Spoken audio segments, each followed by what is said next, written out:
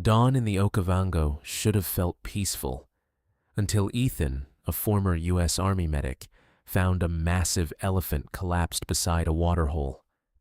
The worst part wasn't that the bull might die. The worst part was he was still awake, eyes open, tracking Ethan's every step. Dead birds lay scattered nearby. A chemical smell hung in the air like a warning. Then the trunk trembled and touched Ethan's wrist, as if whispering, "Don't leave me."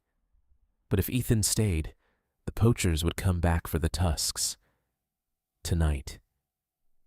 Dawn slid over the Okavango like a slow breath, turning the channels to silver and the reeds to shadow. Ethan Cole guided a small skiff through the mist, engine barely murmuring. He'd learned to love mornings that didn't explode, quiet, ordinary, almost gentle, because his old life had taught him how quickly quiet could be stolen. He wasn't a ranger by birth or tradition. He was a former army medic who traded sand and sirens for water and birdsong, trying to make his hands mean something else. In his kit were bandages meant for humans, a pulse oximeter he still carried out of habit, and the stubborn belief that if you arrived in time, you could change the ending. The morning's route was routine. Check the northern water points, log activity, look for signs of sickness or snare lines. But the wildlife had already rewritten the script. The air felt wrong, too still, too clean. Even the herons along the bank stood spaced apart, watching the water without stepping into it, like the surface was holding a secret. Then Ethan saw the shape near the edge of the hole. At first, it looked like a fallen island of earth, dark against red mud. He cut the engine and let the skiff drift. The closer he got, the more his stomach tightened, because nothing that large should be that quiet. 6 tons of life shouldn't lie folded like a discarded tarp. Atlas. The bull was known in this part of the Delta the way old veterans are known in small towns, respected, recognized, spoken of with a kind of careful warmth.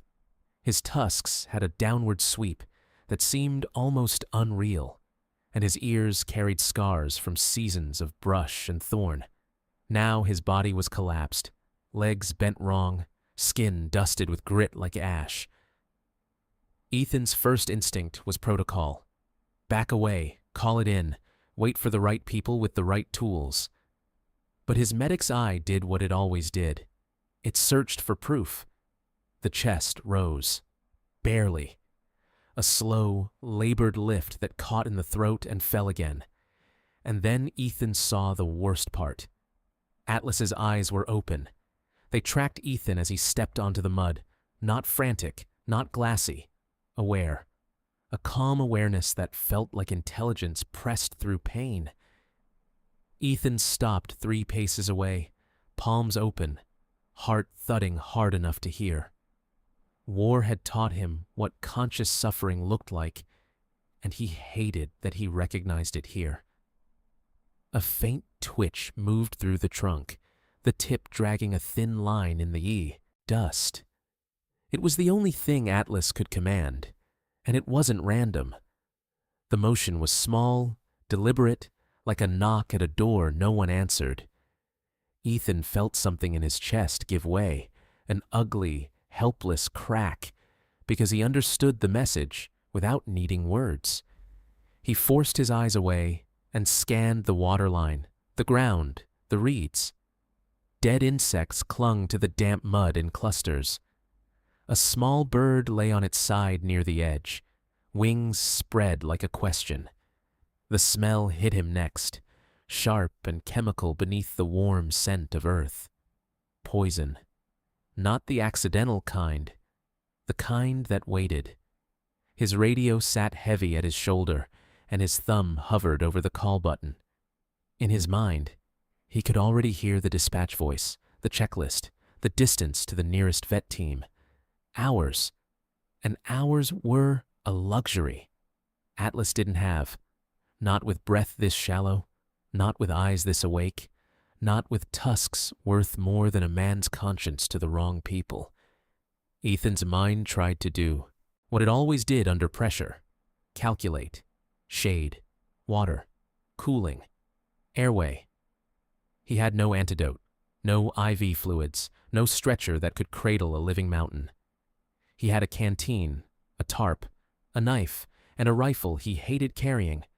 And somewhere out in the delta, someone had chosen this waterhole for a reason and would come back to finish the job. He knelt slowly, close enough to be seen, but far enough not to startle, and let Atlas watch him. The elephant's eye held him with a steadiness that felt like trust offered too early. Ethan swallowed, tasted dust, and found himself speaking like he used to speak to wounded soldiers in the dark. Quiet, steady, as if calm could be stitched onto a body. "I'm here," he whispered, more to himself than anything. Atlas's trunk trembled again, then settled. Ethan reached for the radio and stopped, not because he didn't want help, but because the silence around them felt watched. The delta had gone still in a way that made his skin prickle, as if unseen eyes were measuring distance and time. Ethan turned the radio off. The click sounded loud in the empty air, final as a decision. He set it down beside his knee, then placed his palm against Atlas's warm, rough skin. The eye blinked once, slow and heavy. Ethan leaned in just enough for his words to land where Atlas could feel them. "I'm not leaving you." For a moment, nothing changed except the wind shifting through the reeds. Then Atlas's trunk tip lifted the smallest inch and brushed the back of Ethan's hand. So gentle, it didn't even stir the dust. Ethan took one long breath, let it out carefully, and looked toward the open water and the distant trees. The day had only started, and already he could feel the cost of staying. He rose and moved with purpose, the way he always did when fear tried to turn his legs to stone. Shade first, water next, then whatever came after. Behind him, Atlas kept his eyes open, locked on Ethan like a promise returned. And as the sun climbed, bright and unforgiving, Ethan began to build a shelter beside a dying giant, one slow, stubborn choice at a time. Morning heat came on fast, burning the mist off the channels and leaving the delta exposed. Ethan worked in a quiet rhythm beside Atlas, the way he once worked under floodlights and rotor wash. He kept his movements slow and readable, letting the bull see every step, as if calm could keep panic from spreading.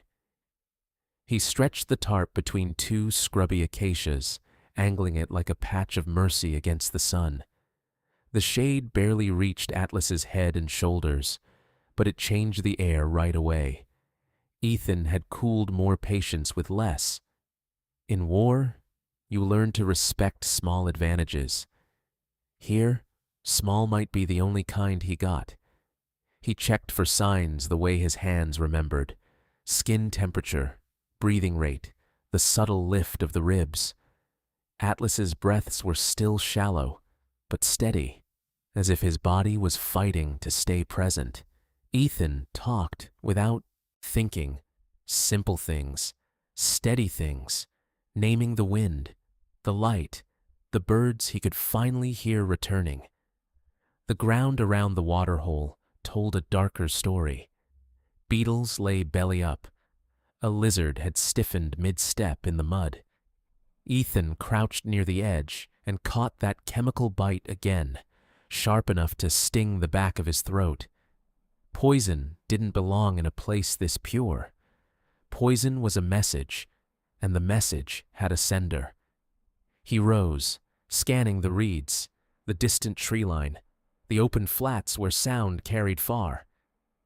Nothing moved, yet the stillness felt crowded.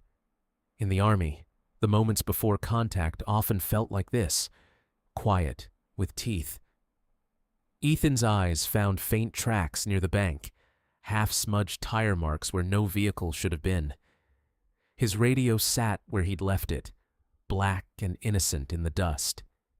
He reached for it, then stopped, remembering the dead birds and those tracks. If someone had set this trap, they might still be nearby, listening for the crackle of a call, waiting for him to step away. Ethan hated feeling hunted again, but the old instinct was hard to kill. A soft buzz drew his attention. Flies had found Atlas's tears and the damp corners of his mouth. Ethan waved them off, then dampened a cloth with a precious sip from his canteen and wiped the bull's face. Atlas's eye followed the cloth like it mattered. That focus made Ethan's throat tighten. Awareness was both a miracle and a cruelty. From his pack, Ethan pulled a small medical mirror and angled it toward Atlas's nostrils, watching the fog bloom faintly and fade. Breath. Still there. He checked the gums as best he could, careful of teeth like worn stone. Pink, not gray. Not giving up yet. Ethan felt a flicker of relief, quick and sharp, like a match in wind. Then the trunk moved again. Stronger than before, still weak, but intentional. The tip curled toward Ethan's wrist and rested there, warm and heavy, even in that light touch. It wasn't grabbing, it wasn't begging the way humans beg.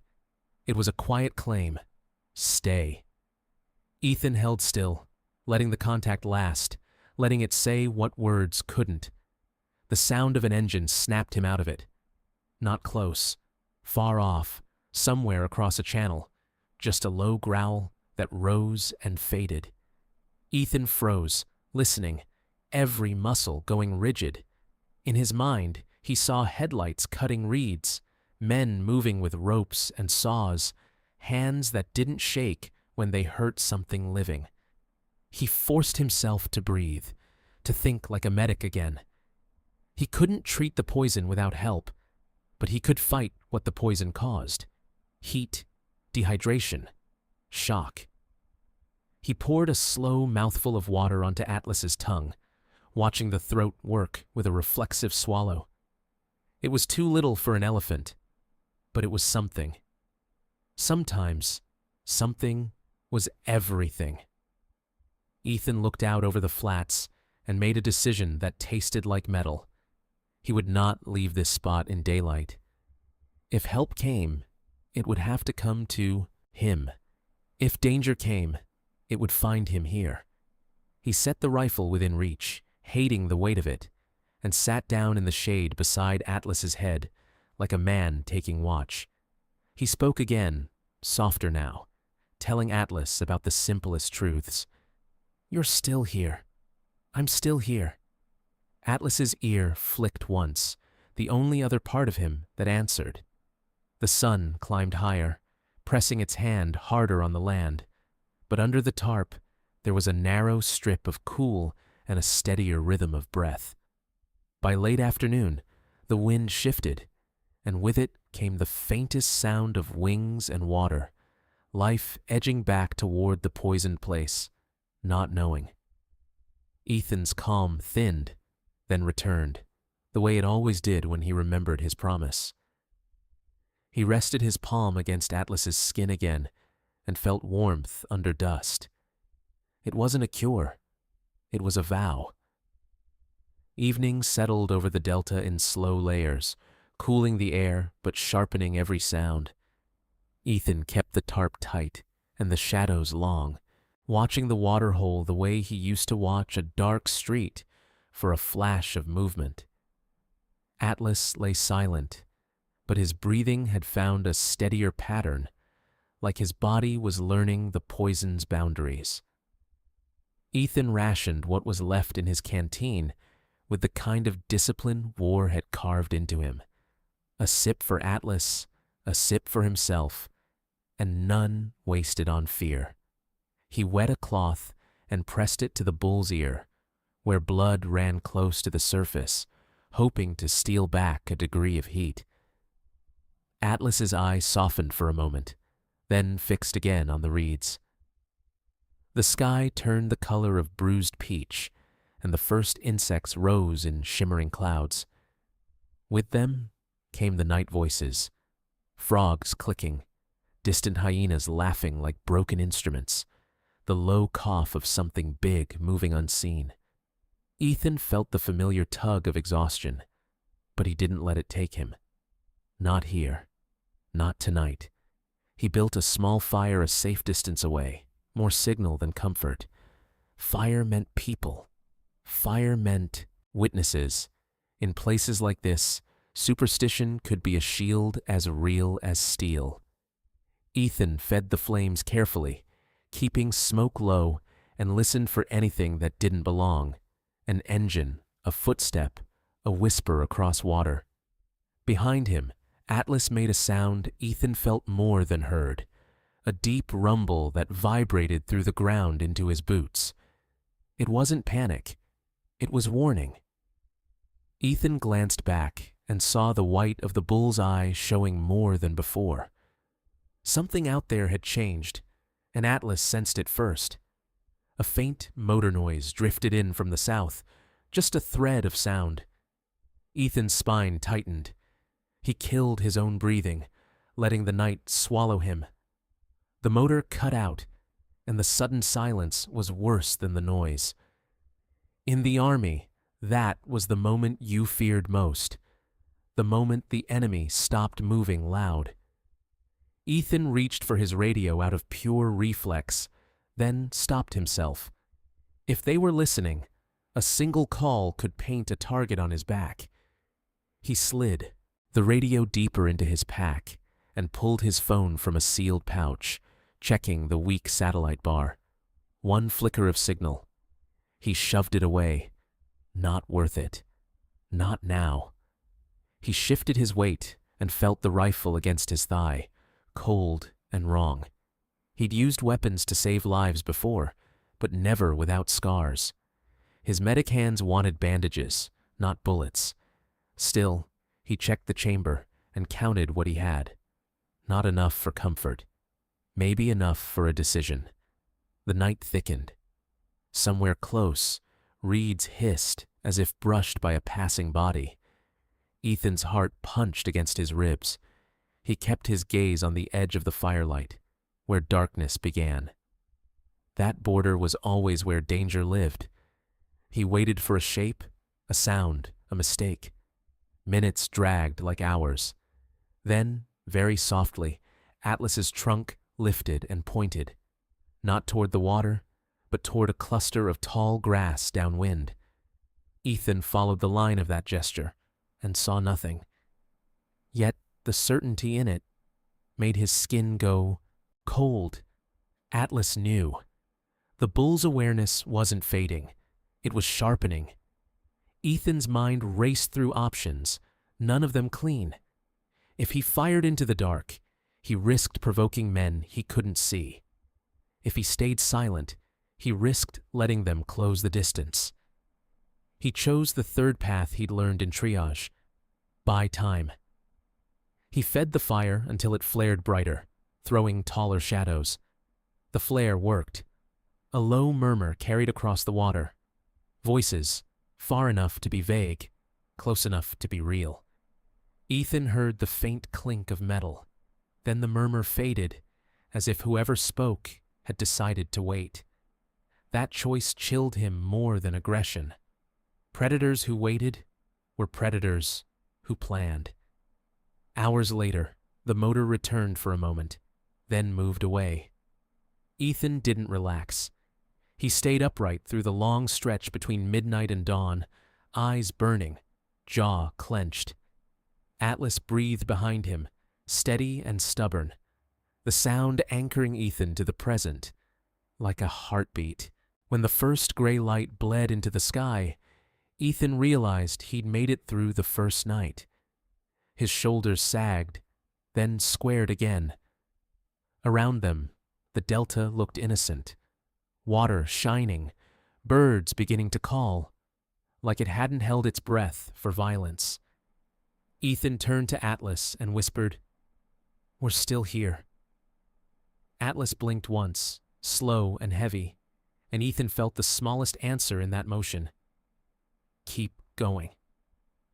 Morning returned with a hard, honest light, as if the Delta wanted to pretend the night hadn't happened. Ethan's eyes felt gritty, his mouth dry, his hands stiff from holding himself still for so long. He stretched slowly beside Atlas, careful not to spook him, and listened. No engines, no voices, just birds testing the air again. Atlas's breathing sounded different, still rough, but less trapped. Ethan watched the ribcage rise with a touch more strength, the pauses between breaths less frightening. He'd seen this in patients after nerve agents and bad meds, a body finding a narrow path through the fog. Hope, when it came, never arrived clean. It always came carrying fear. He checked the tarp, retied a loose knot, and shifted the shade as the sun climbed. In this place, sunlight was a predator too. Ethan poured another measured sip into Atlas's mouth, watching the swallow reflex work, slow but real. The canteen felt lighter than it should. He didn't have enough to keep a bull elephant alive. He barely had enough to keep a man thinking straight. A small sound made him look up, wings beating low over the water. A kingfisher dove, then pulled up sharply as if it sensed something wrong. Ethan followed its path and saw the poisoned edge again, the dead insects, the stiff little bodies. Poison kept killing long after it was poured. Whoever did this wouldn't feel the cost. They would only count profit. Ethan's phone buzzed once from inside his sealed pouch, the kind of weak alert that came when a signal briefly touched the device. He hesitated, then opened it with shaking fingers. One unread message from his wife. "Please, just tell me you're okay." Beneath it, a photo, an ultrasound image with a tiny curve like a comma, a life that hadn't taken its first breath yet. His throat tightened so fast it hurt. He typed, "I'm safe. I love you. I'll explain." Then he stared at the send button. One transmission could be nothing, or it could be a flare in the sky. Ethan deleted the message with a swipe that felt like betrayal. He tucked the phone away and sat back down, shame hot under his ribs. Atlas's eye stayed on him, steady, almost patient. Ethan found himself talking again, voice low, as if speaking could keep the world from snapping. He told Atlas about the army, about how medics learned to lie to themselves just enough to keep moving. He told him about the first time he lost someone because he arrived too late, and how that kind of late followed you forever. A cloud of flies surged toward Ethan's face, drawn by sweat and exhaustion. He waved them away, half cursing, and that's when Atlas moved. The trunk lifted with effort, more than a twitch now, and swept the air between them in a slow, deliberate arc. The flies scattered. Ethan froze, then let out a breath that sounded like a laugh and a sob trying to share the same space. "You're taking care of me," Ethan whispered, stunned by the absurd tenderness of it. The bull's trunk hovered near Ethan's shoulder, then settled back into the dust like it had spent its strength. Ethan placed his palm on the warm skin and felt the faint tremor of muscle beneath. Even poisoned, even trapped, Atlas was still choosing. The day grew hotter. Heat shimmered above the mud like thin glass. Ethan soaked his shirt with a final splash from the canteen and draped the damp fabric over Atlas's forehead, trying to pull down the temperature. It was a medic's trick, a small fight against a giant enemy. He watched Atlas's eye for signs of fading. He watched the tongue for dryness. He watched the world for movement. Near midday, Ethan noticed something new. A faint whine, like an insect, but steadier, mechanical. He stood and turned slowly, scanning the reeds. The sound came and went with the breeze. A drone. No. Too low. Too inconsistent. Then he saw it. A thin strip of plastic tied to a reed stalk, fluttering like trash, but placed like a marker. His stomach dropped. Not a random piece of litter. Too fresh, too deliberate. A tag. A signal. Something meant to guide someone back in the dark. Ethan's pulse hammered as he walked toward it, rifle in his hand, but pointed down. He cut the strip free, crushed it in his fist, and buried it in mud far from the camp. When he returned, Atlas's eye followed him with that same steady focus, and Ethan felt the weight of being watched from beyond sight. He understood what the marker meant. They weren't gone. They weren't discouraged. They were mapping this place like a crime scene, taking notes, waiting for the moment Ethan's body failed before Atlas's did. Late afternoon softened into a copper glow. Ethan sat again beside Atlas's head, back against a tree, the rifle across his lap. He let his breath slow, forced his mind to stop sprinting ahead. "We made it through one night," he said quietly. "We can make it through another."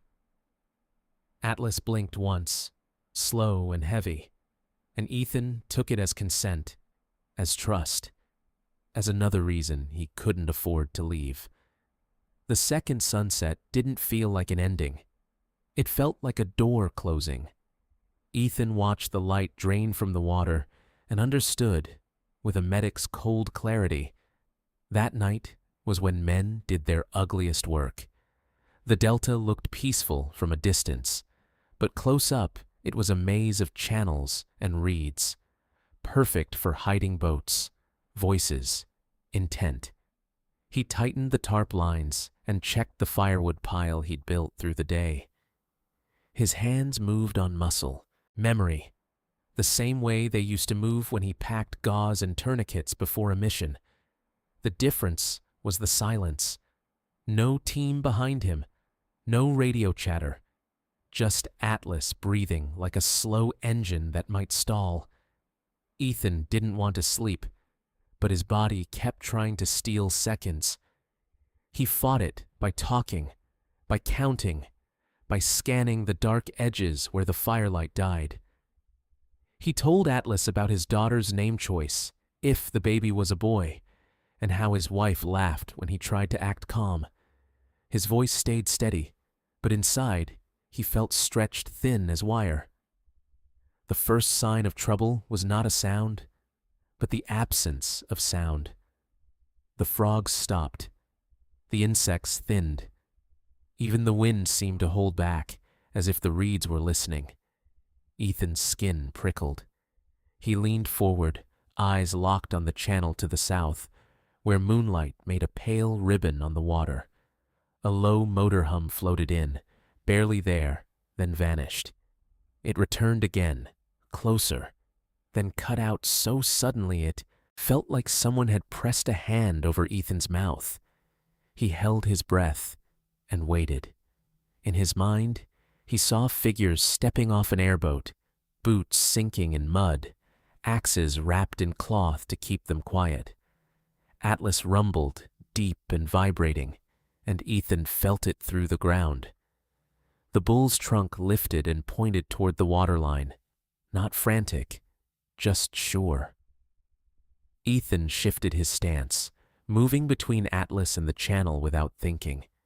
He hated how familiar this felt, how his body remembered the posture of shielding, of becoming the first target. He fed the fire until it flared higher, throwing sharp shadows against the reeds. Light was a language in the bush. It said, "People are here. Eyes are here. Witnesses are here." Ethan's heart pounded as he listened for a response, for the scramble of men startled into motion. Instead, he heard something worse.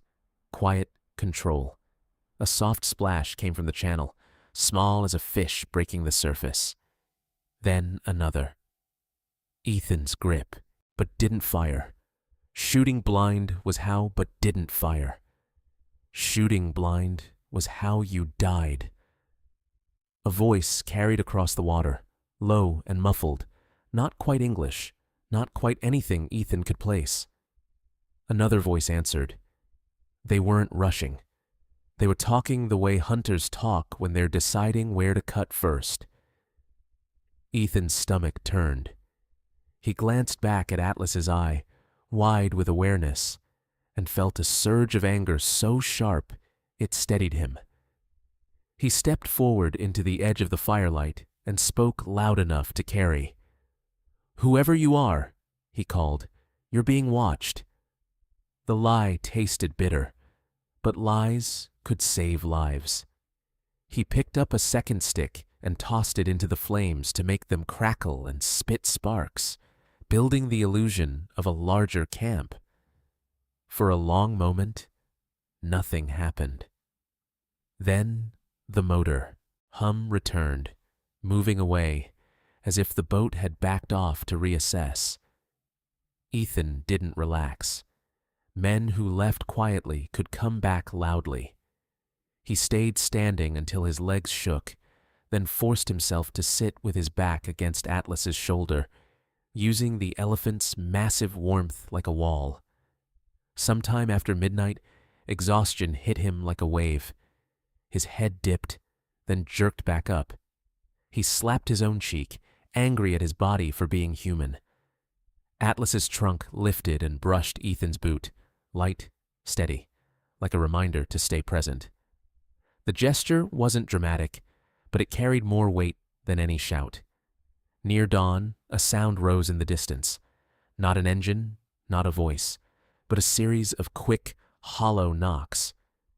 Ethan realized it was wood, someone tapping a pole against an airboat hull to find a channel path in the dark. They were still out there, still circling, still patient. Ethan stared into the thinning night and understood the shape of the next problem. When the sky finally softened to gray, Ethan had survived another night, but his supplies hadn't. The canteen was nearly empty. His mouth tasted like dust and smoke. He looked at Atlas's eye, still open, still locked on him, and felt the promise tighten around his ribs like a rope. "I'm here," he whispered again, because morning didn't mean safe. It only meant the countdown had started over. Morning light brought no comfort, only clarity.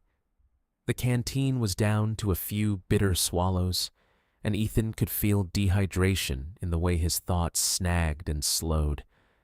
Atlas's skin looked darker under the rising heat, dust clinging to every wrinkle like a second hide. Ethan checked the bull's mouth and saw dryness creeping in. Without water, the poison wouldn't be the thing that finished him. Ethan stood and scanned the horizon, searching for anything that could solve a problem this big.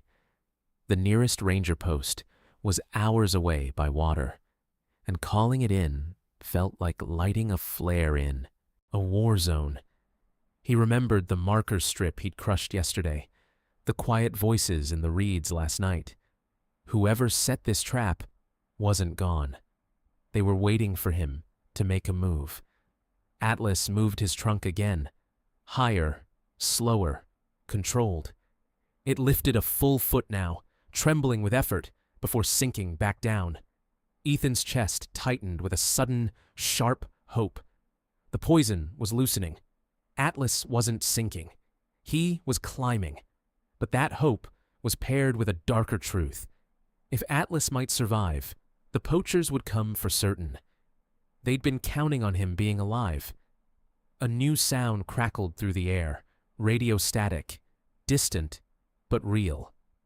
Ethan turned and saw a glint across the channel. An airboat, far off, drifting along a ridge of reeds like a shadow.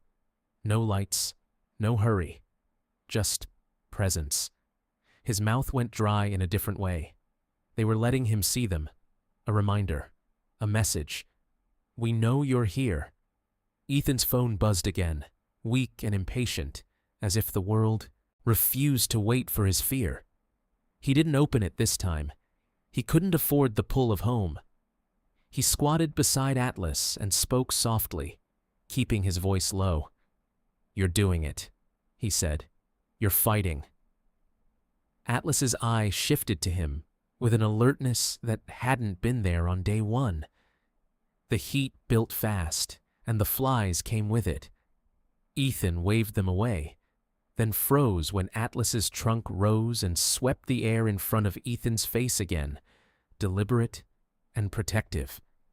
The absurd tenderness of it hit Ethan like a punch.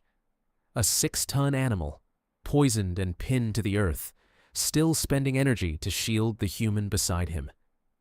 Ethan laughed once, dry, cracked, and then it turned into something that wasn't a laugh at all. He wiped his face with the back of his hand and tasted salt. "That's officially ridiculous," he murmured. "Thank you." Atlas's ear flicked forward, and for a moment, Ethan felt like the bull understood not the words, but the gratitude behind them. He looked again at the poisoned waterhole.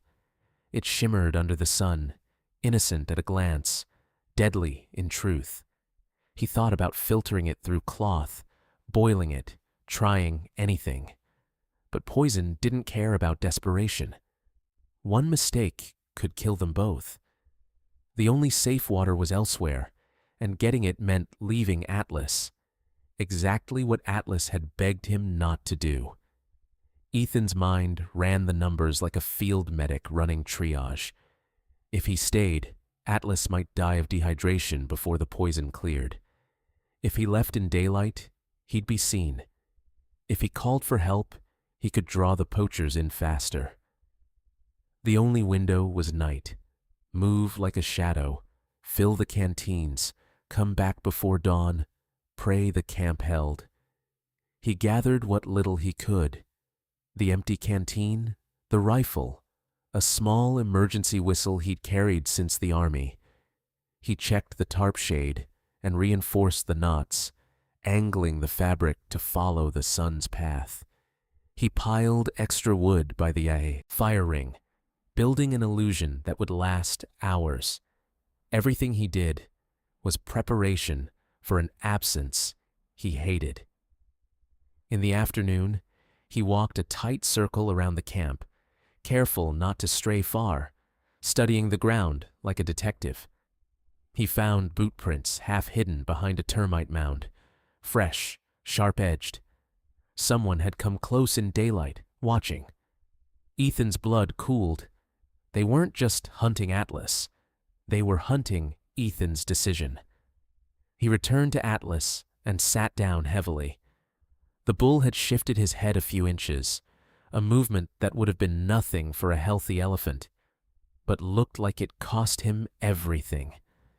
Atlas had done it to keep Ethan in sight. That simple choice broke something open in Ethan's chest. It wasn't just instinct, it was intention. Ethan leaned close, voice rough. "I have to get water," he whispered, as if saying it softly could make it less true. "Just for a little while. I'm coming back, I promise." Atlas's trunk lifted and wrapped lightly around Ethan's wrist, a touch that held both trust and fear. Ethan closed his eyes for one long second, feeling the weight of that grip, and then opened them with a decision set like stone. As the sun slid down and the shadows stretched, Ethan watched the channels turn dark and waited for full night. He kept his hand on Atlas's skin until the last possible moment, memorizing the warmth like a vow. Then he checked the horizon one more time, listening for engines, for voices, for the sound of men deciding. The plan was simple. The price of failure wasn't. Night finally deepened into something thick and usable, a cloak pulled over the delta. The moon was a thin crescent. more suggestion than light. Ethan sat beside the fire and waited longer than his nerves wanted, letting the flames burn steady and believable. If anyone watched from the reeds, he wanted them to think the camp was still fully awake. Atlas's breathing behind him was stronger than it had been on the first night, a low rhythm that steadied Ethan's shaking hands. The bull's eye stayed open, tracking Ethan's movements even in the dim fire glow. Ethan leaned close and spoke like he used to speak before running toward danger. "I'm coming back," he whispered, "no matter what you hear out there." Atlas's trunk lifted and touched Ethan's forearm, then slid down to his wrist in a gentle wrap that felt like a plea and a blessing at once. Ethan didn't pull away. He let the contact linger because he needed it too. Then the trunk released, slowly, as if Atlas was letting go with effort, and Ethan forced himself to stand. He left the fire fed and bright, stacked with enough wood to last hours. He propped his jacket on a stick to make a human silhouette near the flames. In the army, deception was survival. Here, it was the same. Ethan tightened the strap of his pack, checked the canteen's lid, and stepped into the dark without looking back again. The Delta, at night, was a different world. Water hidden under reeds, mud that grabbed at his boots, thorns that reached for his skin. Every snap of a twig sounded like a gunshot in his head. Twice he stopped, certain he'd heard a voice, but it was only wind moving through grass like whispered language. Exhaustion made liars out of ordinary sounds. He kept low and moved along the channel edge, following a path he'd memorized during daylight patrols. 3 kilometers felt short on paper. In darkness, it felt endless. His throat burned with thirst, and his stomach cramped with hunger. He'd eaten almost nothing in days. His body ran on adrenaline and stubbornness, both running thin. Halfway there, he heard it. An engine, not far, then the faint slap of water. Ethan dropped to a knee behind a clump of reeds, heart hammering so hard it hurt.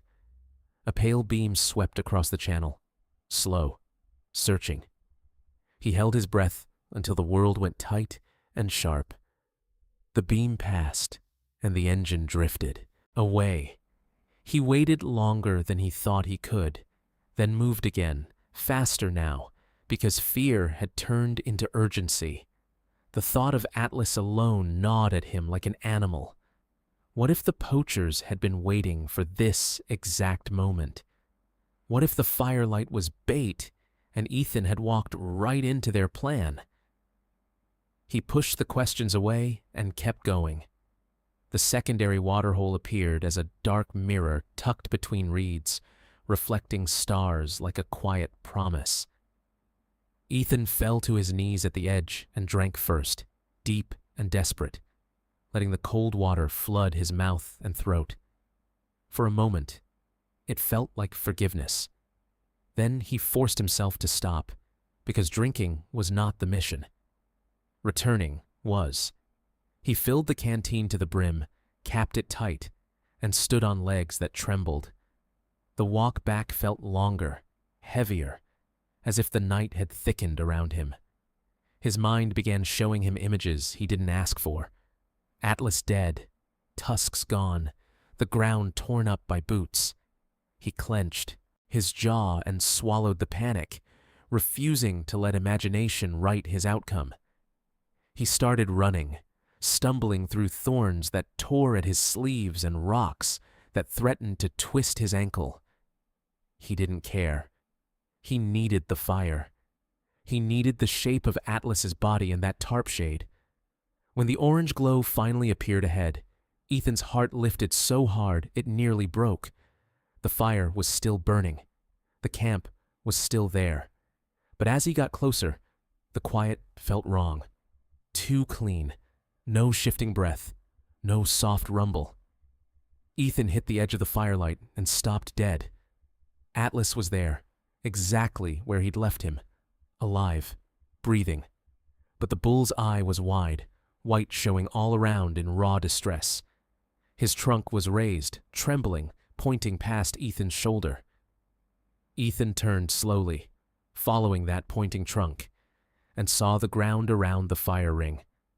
Boot prints, fresh, many, circling the camp like a halo of threat. Someone had stood beside the flames while Ethan was gone. Someone had walked close enough to touch Atlas's face and chosen not to strike. That choice chilled Ethan more than violence would have. He knelt and poured water into Atlas's mouth, watching the throat swallow hard, desperate. "I'm sorry," Ethan whispered, the words scraping out of him. "I'm so sorry." Atlas's trunk reached and pressed against Ethan's palm, not accusing, not angry, only relieved. Ethan's hands shook as he touched the prints, reading them like a warning. They weren't done. They were gathering. The night didn't feel empty anymore. It felt crowded with unseen eyes. Ethan sat back down with the rifle across his knees, water canteen hugged close like hope. Atlas's breathing deepened, stronger now, and Ethan realized the poison might be losing faster than anyone expected. That meant dawn could bring movement. It could also bring men. Ethan stared into the darkness beyond the firelight and waited for whichever arrived first. The hours after Ethan's return moved in slow, brutal inches. The fire snapped and settled, throwing light over the boot prints like they were written warnings. Ethan didn't try to erase them. He wanted to see every sign, every direction, every decision those men had made while he was gone. Atlas lay still, but his breathing had deepened, and that alone kept Ethan upright. Somewhere out in the dark, an engine coughed once, then went silent. Ethan's shoulders tightened. He imagined 3 airboats staged beyond the reeds, men speaking in low voices, counting angles and distances. He'd seen this kind of patience before, planning disguised as calm. He shifted his grip on the rifle and hated that his hands were steady now. Atlas rumbled again, a deep vibration that seemed to rise through the mud and into Ethan's bones. It wasn't fear, it was defiance. The sound made Ethan think of soldiers who couldn't stand, but still refused to surrender. He leaned back against the bull's shoulder, feeling the heat of living mass, and whispered, "We're not done yet." Then the engines came. Not one, several. The sound rolled in like weather, growing louder, heavier, undeniable. Ethan stood slowly, every nerve awake, and chambered around with a motion that felt both foreign and familiar. Ahead, beyond the firelight, bright beams appeared. 3 sets of headlights cutting through reeds like knives. The light stopped just outside the circle of fire, forming a harsh wall of white that made it impossible to see the men behind them. The engines idled, a mechanical growl that matched Ethan's heartbeat. For a long moment, nobody spoke. The silence was deliberate, a standoff built out of heat, light, and the knowledge that someone would flinch first. A voice finally called out from the glare, English wrapped in a thick accent. "Ranger," it said, confident, almost amused. "You should leave. Not your business. We do our work. You go home." The words were calm, but the promise underneath them was sharp. Ethan didn't lower the rifle. "This elephant is protected," Ethan shouted back, surprised by how steady his voice sounded. "You're trespassing. Leave now." The answer that came was laughter. More than one voice, mocking, relaxed. "One man," the voice said, "for ivory. You are stupid. We have many. You have few." Ethan felt the math press down on him like a hand. Few bullets, Few options, few seconds before this turned ugly. He thought of his wife's message he hadn't answered, the ultrasound photo hidden in his pack. He thought of Atlas's trunk on his wrist, the way that touch had felt like trust, given too easily. He swallowed hard and aimed at the center headlight. He fired once. The shot cracked across the Delta, and the headlight exploded in a spray of glass and sparks. Darkness rushed in on that side, and the engine surged as men shouted in surprise. Ethan worked the bolt, calm carved into his movements by fear. He hadn't shot a person. He'd shot the night itself, proving he wouldn't be pushed by intimidation. The glare shifted. A second vehicle rolled forward slightly, as if testing him. The voice returned, harder now. "We have guns too," it warned. "You shoot one of us, we shoot you. Then we take the tusks anyway." Ethan didn't answer, because there was nothing to argue. He could feel inevitability circling, waiting for the first drop of blood. Behind him, Atlas made a sound Ethan had never heard before. Not the low rumble of warning, but something deeper, bigger, gathered from the core of a body built for power. It vibrated in Ethan's chest and rattled the air. The bull's breathing changed. The massive body shifted, and Ethan heard the effort in every grunt and heave. Atlas began to rise, not gracefully, not fully. One front leg braced beneath his chest, shaking. The other followed, trembling like a tree in storm wind. Ethan's eyes widened. The poachers shouting, faltered, confidence cracking. Atlas's head lifted, trunk raised high, and then the bull roared. One long, thunderous challenge that rolled across the Delta like a storm breaking. The sound didn't just fill the night. It traveled through it, pushing outward as if it had weight. Ethan felt it in his teeth. He saw the headlights wobble, men reacting behind the glare. Every person there understood what that roar meant. It wasn't a plea. It was a call, a declaration. I am not alone. For a heartbeat, everything froze. Then the ground answered with a low vibration, distant but coming fast, like thunder running under the earth. Ethan stared into the darkness beyond the lights and felt the hair rise on his arms. The poachers heard it too. Engines revved, not in confidence now, but in panic. Their voices sharpened, urgent, afraid. Shapes emerged from the reeds, huge moving shadows, trunks raised, ears spread wide. Not one, several. Bulls, tall and solid, forming a protective arc as they closed in. The headlights swung wildly, trying to keep them in view, but the Delta had already shifted the balance. One man with a rifle was risk. A wall of elephants was disaster. The vehicles lurched backward, tires and hulls grinding over mud and water plants as they retreated. The engines screamed, then faded, retreating into the night they'd come from. Ethan stood frozen, rifle still raised, hardly daring to believe it. The first bull stepped into the firelight, like a ghost made of muscle, and Ethan realized his legs were shaking so badly he could barely remain standing. Atlas rumbled again, softer now, a greeting, a relief. The bulls pressed close, touching him with their trunks, smelling him, checking him the way family checks family. One younger bull leaned his shoulder against Atlas as if offering support.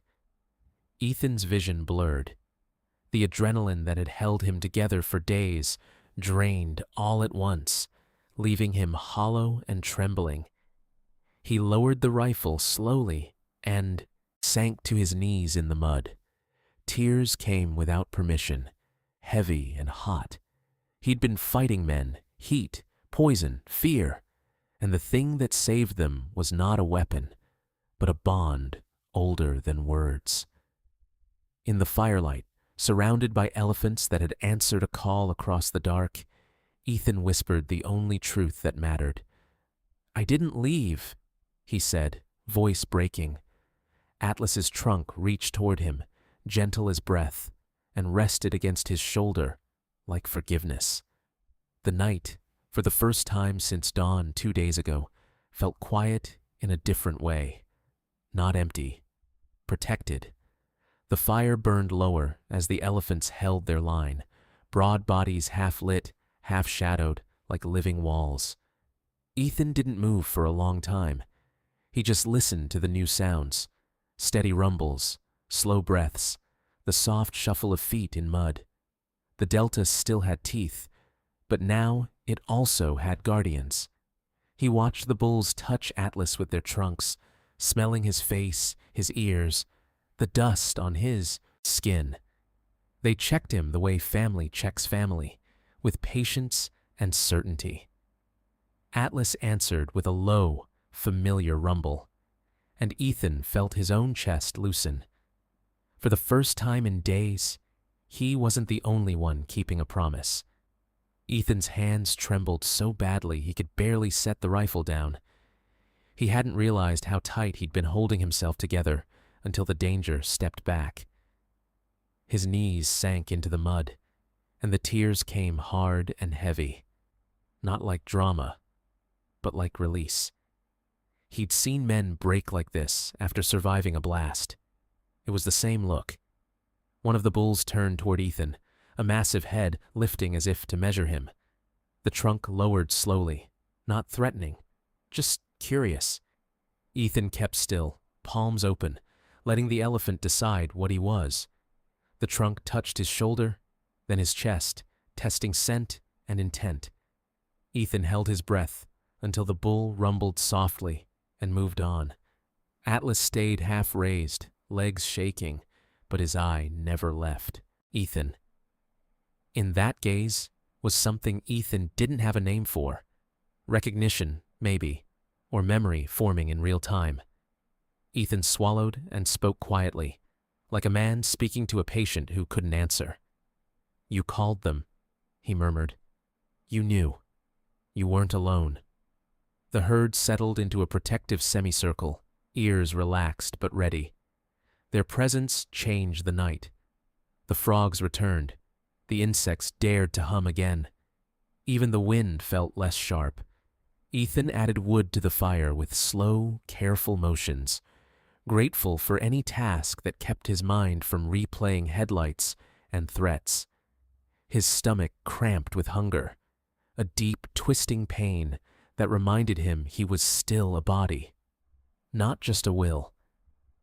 He chewed on a few bitter seed pods he'd collected earlier, barely tasting them. In the army, he'd learned how long a person could run on adrenaline. He'd also learned what happened when it ran out. Exhaustion finally took him in small steals. His head dipped, then lifted. He fought it, but the elephant's steady presence made the fight feel less necessary. Ethan slid down beside Atlas's shoulder and let his back rest against warm skin. The bull's breathing was stronger now, and the rhythm felt like permission. Somewhere close, a younger bull shifted and leaned in toward Atlas, offering weight and balance. Atlas rumbled, then tried again, pushing up higher, trembling, refusing to stay broken. Ethan's throat tightened as he watched. He'd seen patients find a last reserve they didn't know they had. It looked the same here, just bigger. The sky began to pale at the edges, turning charcoal into gray. Dawn didn't arrive like a celebration. It arrived like a quiet test. Atlas gathered himself and rose fully to his feet, swaying for a moment, then catching balance as the other bulls pressed close. Ethan stood too, stiff and aching, hardly trusting his eyes. Atlas took a slow step, then another, as if each movement needed permission from the world. The poison had loosened its grip, but it hadn't disappeared. Ethan watched for collapse, for panic, for the sudden blank look that meant the body was giving up. Instead, Atlas turned, deliberate, steady, and faced Ethan across a few feet of mud. The bull walked toward him with a careful dignity, trunk lifting high. Ethan didn't move. He didn't reach first. He just waited, letting Atlas choose. The trunk tip touched Ethan's forehead, then traced down his cheek, so gentle it felt like a breeze with weight. It wasn't an animal exploring a stranger. It was something closer to a greeting. Ethan's eyes burned again, but softer this time. He rested both hands against the trunk, feeling muscle and warmth and life. "I told you," he whispered, voice breaking on the words. "I didn't leave." Atlas's trunk curled briefly around Ethan's arms, not squeezing, just holding, and then released, like a promise returned. A distant motor hum carried across the channel. Familiar, not predatory. Ethan looked up and saw an airboat shape cutting toward them through the reeds, moving fast. A figure stood at the front, scanning the shoreline with urgent focus. Ethan's chest tightened with relief and dread at once. Help had finally found him, and the consequences would follow close behind. The airboat reached the bank with a hard scrape of hull on mud. Riley Brooks jumped out before it fully stopped, boots sinking as she ran toward the fire ring. Her face was drawn tight with fear and anger, eyes scanning Ethan first, then locking on Atlas, upright, alive, surrounded by bulls like sentries. For a second, she just stared, like her mind refused to accept what it saw. "You're alive," she breathed, and it sounded like a scolding and a prayer at the same time. Ethan tried to answer, but his throat was too raw. He only nodded. Riley's gaze dropped to the boot prints circling the camp, the broken headlight glass near the reeds, the tracks where airboats had churned the mud. Her jaw clenched. "They came," she said. Ethan nodded again. "And they left." Riley pulled a small hard case from her pack and popped it open with shaking hands. Inside were antidote vials, syringes, gloves, things Ethan had dreamed of in the dark. She moved to Atlas with careful respect, speaking softly the way you speak near a wounded giant. Ethan helped, guiding her hands to the safest spot, watching Atlas's eye for stress. The bulls stayed close, but they did not interfere. When the injection was done, the world went quiet in a new way. Relief quiet, not dread quiet. Atlas swayed once, then steadied as a younger bull pressed shoulder to shoulder with him. Ethan exhaled a breath he felt like he'd been holding for days. Riley looked at him, and her expression shifted from shock to fury. "Why didn't you call it in?" Ethan opened his mouth, then closed it, choosing honesty without drama. He pointed toward the channel. "They were scanning," he said hoarsely. "If I lit up the radio, they'd know exactly when I'd be gone, exactly when to move." Riley's eyes narrowed, but she understood enough to hate the truth instead of the man. "You still broke every rule," she said. "You know that." Ethan nodded. "I do." He didn't offer excuses. He didn't perform heroism. He simply looked past her, to Atlas, standing in morning light with dust on his skin and a herd at his side. "He asked me not to leave," Ethan said, voice cracking. "He was awake. He knew."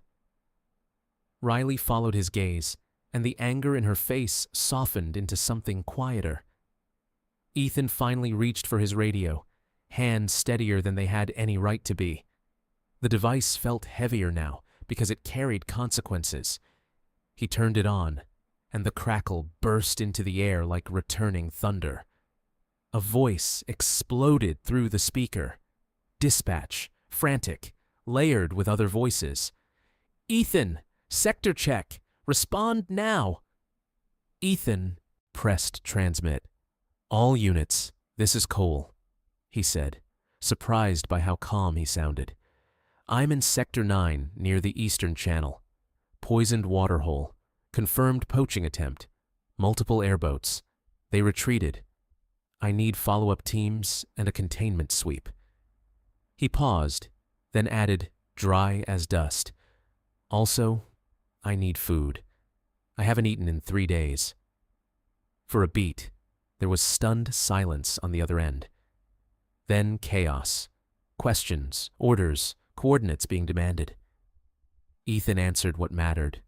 Directions, track patterns, the marker strip he'd found, the channel the airboats used, the accent he'd heard. Riley added details about the antidote kit, the evidence, the broken headlight. Together, they turned survival into a case. More boats arrived within the hour, rangers fanning out, collecting prints, marking tracks, photographing the poisoned edge. When Senior Officer Mark Jensen finally stepped onto the bank, his face was thunder. He grabbed Ethan by the sleeve, checking him for injury like a father and a commander at once. "Do you have any idea what you did?" he snapped. "You went dark. You risked everything." Ethan didn't flinch. He let Jensen's anger spend itself, because he understood it. When Jensen finally stopped, chest heaving, Ethan spoke softly. "There's an elephant named Atlas who's alive because I stayed." He looked toward the bulls still standing guard. "If I had left, he'd be dead by sunrise. I can live with paperwork. I can't live with that." Jensen stared at him for a long moment. Then his shoulders dropped a fraction. "You're going to be written up," he said, voice lower. "Suspended, maybe. Don't think you're untouchable." Ethan nodded. "I don't." Jensen followed Ethan's gaze to Atlas and the herd, and something in the older man's eyes changed. "But," he added quietly, "you did something good. Reckless and good." Atlas shifted, testing his legs, then stepped forward, toward Ethan. The bulls made space without being asked, a corridor opening like respect. Atlas stopped close enough that Ethan could smell him. Earth, grass, the faint, sharp edge of chemicals fading from sweat. The trunk lifted and touched Ethan's cheek again, slow and certain. A last blessing, a last proof. Ethan raised a trembling hand, not to grab, just to meet the touch halfway. "Go," he whispered, voice breaking. "Live. Teach the younger ones. And remember." Atlas's ear flicked forward once, like a nod. Then he turned, moving back to the herd, and the bulls began to walk, steady, protective, disappearing into reeds and golden light. Only after they were gone did Ethan feel how empty his body was. Hunger, thirst, bruised muscles, the delayed shaking that comes when danger finally leaves. Riley caught him by the elbow as his knees threatened to fold. "Easy," she murmured, the hard edge gone. Ethan tried to laugh, and it came out as a sigh. "I'm okay." He lied, and Riley didn't argue. Later, when the reports were filed and the evidence bags sealed, Ethan sat on the tailgate of a ranger boat with a cup of lukewarm broth in his hands. He finally turned his phone on and watched the messages flood in. He stared at his wife's last line, "Please, come back," and felt his throat tighten all over again. He didn't type a long explanation. He sent one sentence, "I'm coming home." 6 months passed, like a season turning. On a cooler morning, Ethan returned with Riley for a routine survey at a clean water point, far from that poisoned bank. In the distance, a bull emerged from the trees, taller, heavier, moving with a calm confidence that made Ethan's chest ache. Atlas. Behind him walked a younger bull, close like a student. Atlas lifted his trunk high, a greeting carried across space, and Ethan lifted his hand in answer. That night, Ethan sat at his kitchen table with his newborn son sleeping against his chest. His wife watched him with a tired, knowing look, the kind that says she forgave him before she understood him. Ethan held the baby carefully and whispered a story into the quiet house, about a promise made in mud and firelight, about a voice without words that still said, "Don't leave me." And the lesson he left his child was simple, not heroic, not polished for the world, that sometimes love shows up as staying. That compassion is a choice you make when nobody is watching. That the distance between species is smaller than people like to believe. Because out in the Okavango, a dying elephant had asked for one thing, and a former medic had answered the only way he knew how. He stayed. If Atlas's story hit your heart, I want to hear one thing from you. Comment 0 if you believe Ethan did the right thing by staying. Comment 1 if you think he should have followed protocol and called for help. And if you've ever had a moment where you refused to leave someone behind, type I stayed. Don't forget to subscribe to this channel, because the next story is even more intense, and it might change the way you see the bond between humans and animals forever.